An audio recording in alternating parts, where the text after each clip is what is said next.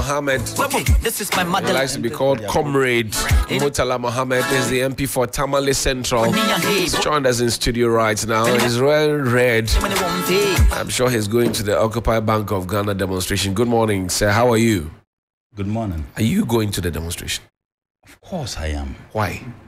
I'm surprised you guys are not even in red. Don't you need rest? You see, there's a proverb in the Bani. It says,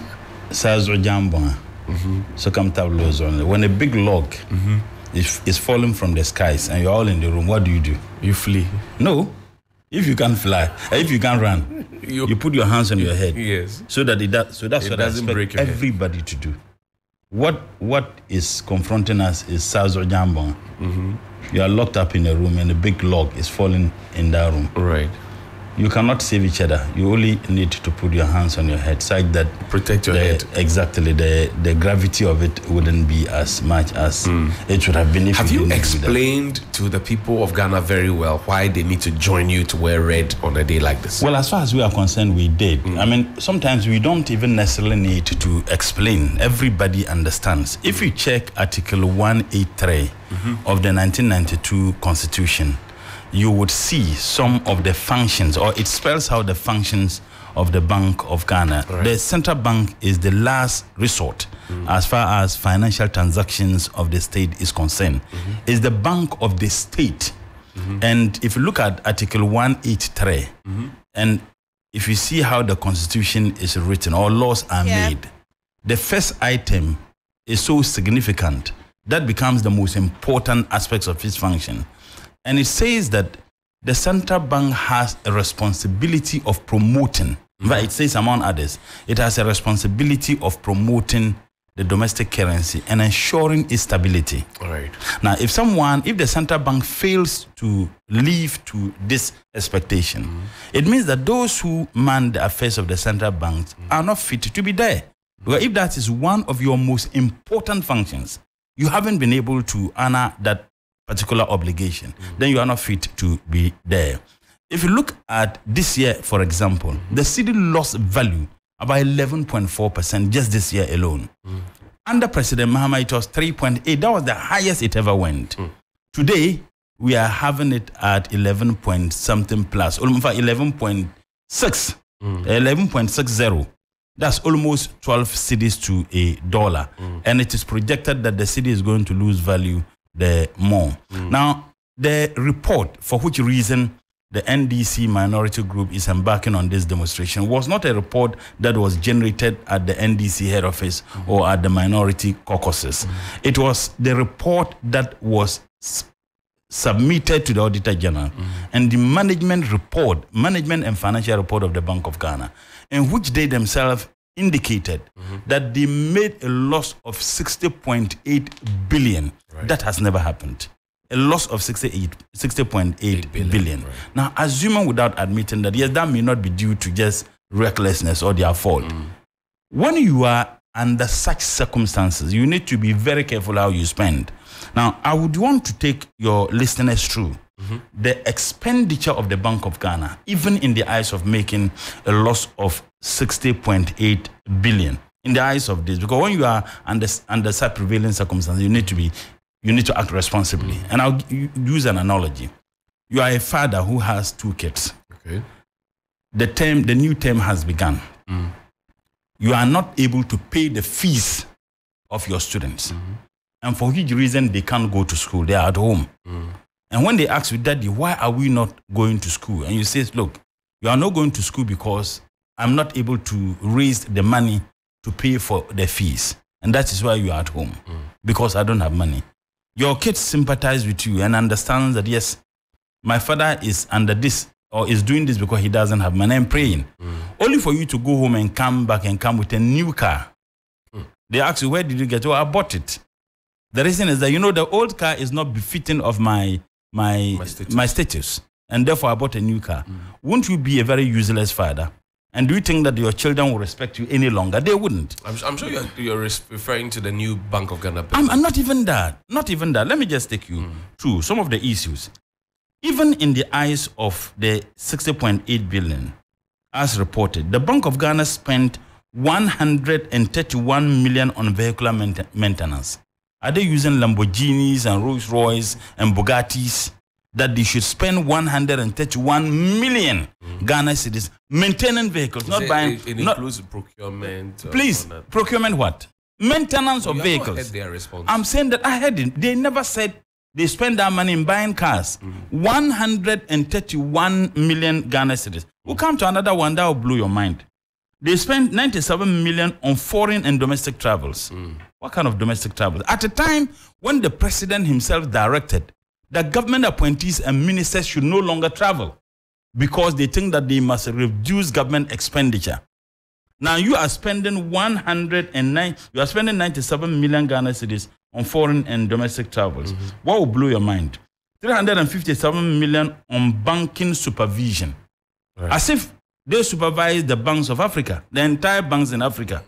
Bank of Ghana has that mandate. They do that. 397 million Ghana cedis. That is absolutely but there are unacceptable. Banks in Ghana who are expanding. All the people who are taxed with their responsibilities are employees of Bank of Ghana. They are paid salaries at the end of the month. So for them to go and do the work they do, it is their responsibility anyway. So why should you spend 397 million Ghana cedis? That is exclusive of the salary these officers take at the end of the month. Maybe software. What? And in any case, they have regional offices. Bank of Ghana has regional offices. And the regional offices are clothed with the responsibility to monitor and supervise the operation of the various banks within the region who are paid anyway. Then you spend 357 million Ghana cedis supervising banks. 67 million on computer related expenses. Is so vague.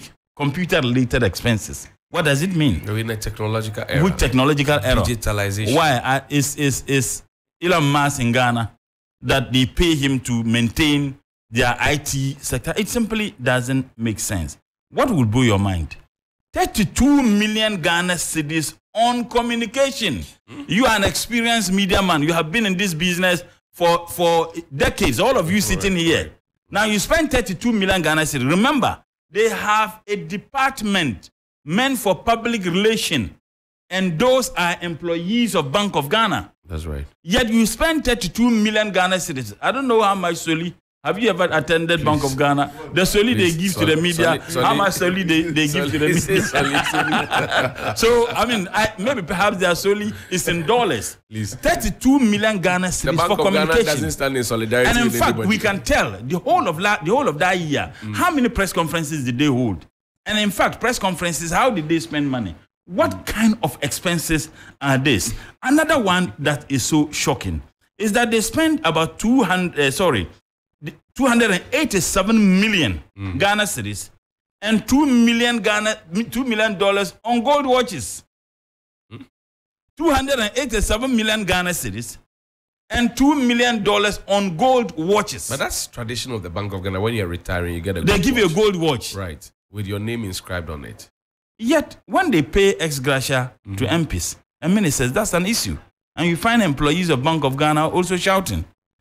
$2 million a year and 287 million Ghana cedis. How many people retired in 2022 that they needed 287 million Ghana cedis in addition to $2 million to buy watches? $200 million. Yes, to buy watches for these people. Have you ever seen a notice from the Bank of Ghana announcing vacancy? No. You have never heard it? I think that the notice will be left at the four walls of the Flagstaff House or Nanado's Nima Junction House. Because nobody has ever seen to find out. Notice. But you see, the $250 million office, when you raise the issue, they say, no, the idea of having an office for the Bank of Ghana didn't start under this government. That's right. That it started several years ago. But why? Nobody has ever said that if the need for Bank of Ghana to have a new office, they shouldn't have. Then they say that's not our argument. What's your argument? We are saying that, but under the circumstances. Presently, you don't need to do that. And in any case, the amount of money you spend.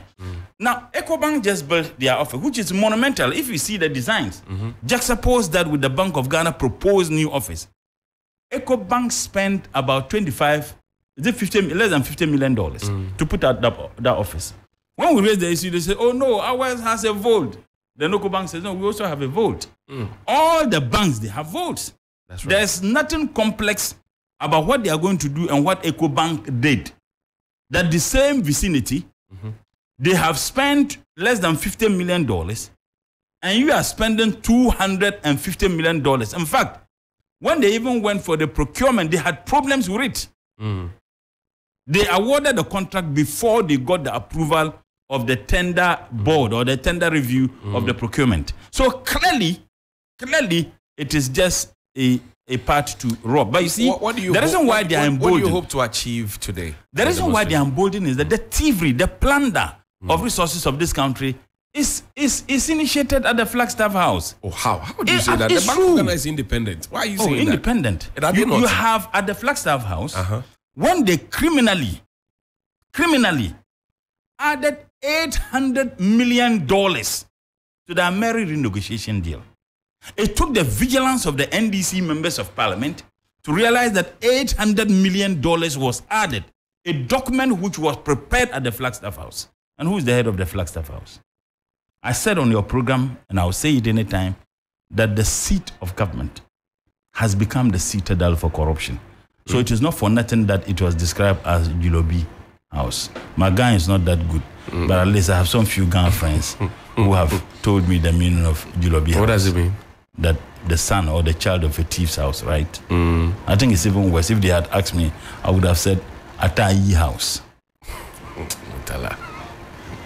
That's what I would have said. What do you hope to achieve today? We want to demonstrate to the people of this country and to the president that under any circumstance, this Minister for Finance, this Governor of Bank of Ghana should not be there. And I read to you, or I indicated to you what Article 184 says among others, the functions of the Bank of Ghana. One of the core functions of Bank of Ghana is to promote our domestic currency and maintain its stability. If that alone is not enough for this Governor of Bank of Ghana to be fired, I wonder what would. So we would have to demonstrate to send a signal and a message to this president and this government that this is just the beginning of such series The mission of the Bank of Ghana is to formulate and implement monetary policy to attain price stability, to contribute to the promotion and maintenance of financial stability, and to ensure a sound banking and payment system. That's the mission on their website. And do we have that? Do we have financial stability? The city is losing value like prairie fire. Nothing is working in this country. Absolutely nothing is working. They have borrowed more than any government has ever borrowed. You have a minister for finance whose ministry was waiting for him, even when he was indisposed. What a powerful man. I'll leave you to go for your demonstration. Has it started already? The Nashoko and the Mawenek Beta, they are the Nkrumah Circle, and I wish you all the best. So what would you do if the president doesn't listen to you? Well, I'm saying that this is just the beginning. The beginning. What we are doing today is just a tip of an iceberg. The Bank of Ghana is a security zone. Yet, the courts, they don't have any problem with we using the premises of the court. That one too is a security zone. I tell you, if you wanted to add the National Theatre, they would have said it's a security zone. Comrade Murtala Mohammed is the MP for Tamale Central, and he joined us in studio here. Interesting times, is it not?